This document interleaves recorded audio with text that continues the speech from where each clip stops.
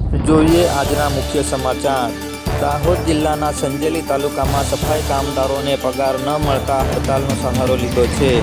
સંજેલીમાં 33 જેટલા સફાઈ કામદારો હડતાલ પર ઉતર્યા। ઠેર ઠેર ગંદકીનું સામ્રાજ્ય જોવા મળ્યું।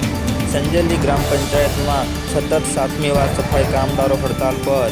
નિયમિત પગાર કરવા તેમજ પગાર વધારવા તાલુકા ટીડીઓ સહિત મામલતદારને રજૂઆત।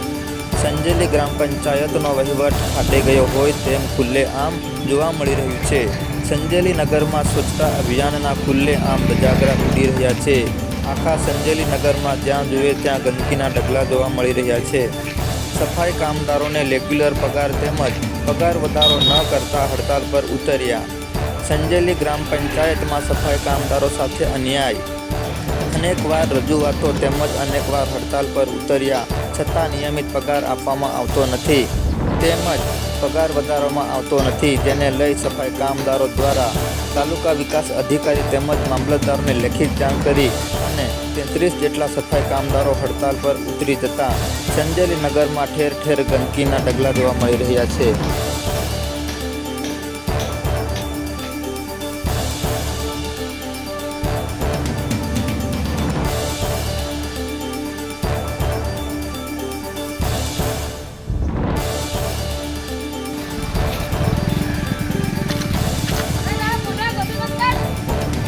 Bye, bye, sampai.